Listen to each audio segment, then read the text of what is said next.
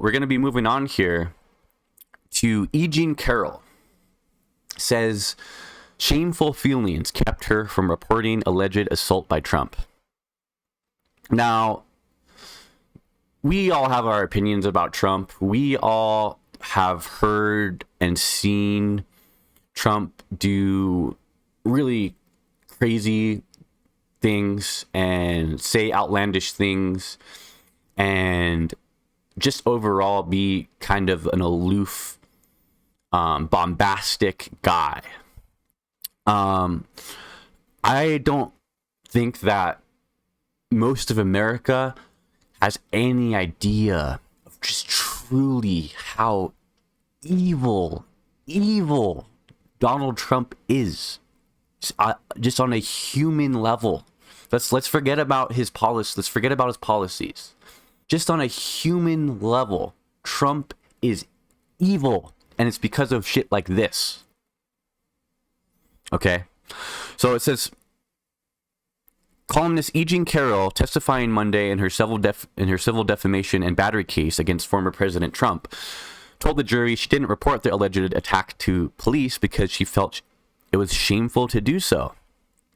Carrol, who brought the lawsuit in November, alleges that Trump defamed her in a 2022 Truth Social post by calling her allegations a hoax and a lie, and saying, "This woman is not my type," when he denied her claim that Trump raped her in a Bradford Goodman department store dressing room in the 1990s. She added a charge of battery under a recently adopted New York law that allows adult survivors of sexual abuse to sue their alleged attackers regardless of the statute of limitations. Trump has denied all allegations that he raped Carrol or defamed her. Asked by her attorney, Michael Ferrara, why she never went to the authorities, Carrol said, "Because Donald Trump was very powerful. First of all, I wouldn't go to the police. It was shameful to go to the police," Carrol said. "Donald Trump had too much power. I didn't think the police would take me seriously." Now, this just makes me think that if we had not had the whole Me Too movement sparked by allegations against Harvey Weinstein in 2018, right? Does Carrol ever come forward about this? Ever? Or is this something that is completely lost to history? I don't think so.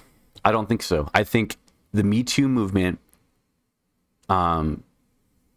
the success that it's had, it has very tangible effects in the world for survivors of these horrible, horrific acts. And Carrol not backing down and deciding that she is going to speak out against Trump and not be intimidated. It's very brave. It's very remarkable. And in a world where Trump had so much power and influence and recognition and money and stature prior to him becoming president, you can only imagine the amount of courage it takes for a woman to come out against a man who has the amount of power and stature that Trump did prior to him becoming president.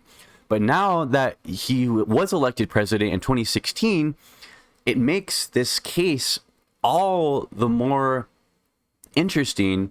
And to me, it really is the landmark case of the Me Too movement of this year.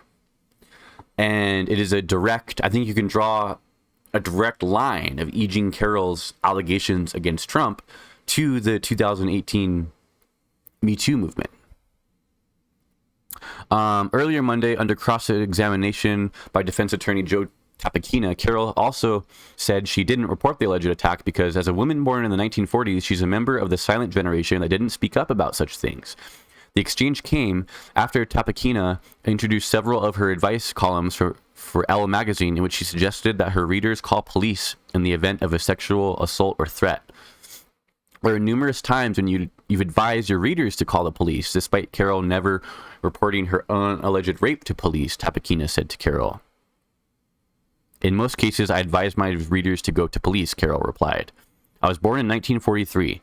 I'm a member of the silent generation. Women like me were taught to keep our chins up and not complain. The fact that I never went to police is not surprising for someone my age. I would have rather done anything than call the police. The answer was stricken from the record as non-responsive to the question posed, but the exchange continued the defense's questioning of Carrol's actions following the alleged assault, and their suggestions that her behavior, not going to police, not seeking security camera footage, continuing to shop at Bergford's, is odd with how other sex assault victims might behave. Tapakina asked Carrol about her shopping habits, saying, "You've made many purchases at Bedford since 1995 to 96. So Trump's defense is they're trying to draw up this defense of, well, you could have gone to the police, you could have done something, you didn't do anything about it. But here's the thing. Almost no women did during this time. Almost no women did, because what it meant for them was ostracization, and it meant losing your friends and your community and your family in many cases, especially if you're accusing a man that has power to influence opinion. It's not like just because women were reporting these things happening way less during this time than they do today, that doesn't mean that the crimes were happening less. It just means that the societal implications of reporting such a crime were the book was so stacked against women that they decided that it wasn't worth it in many cases. It wasn't worth the trouble, and it was going to make their situation worse in many ways. Worse, not better. So I don't buy the argument that she didn't report it right away when it happened, so it must not have happened, right? I just don't buy that. Not one bit. See if there's anything else here in this article that I want to show you guys. Basically just goes over, just Joe Tapakina. They're trying to pin her on, you didn't report it. You didn't report it. But like I said, that does not necessarily mean that the crime didn't happen, because women across the board reported these crimes at a far less frequent rate than they do today. And especially against somebody of Donald Trump's stature at the time. So that's all I got for you guys on this one. We're going to go ahead and move on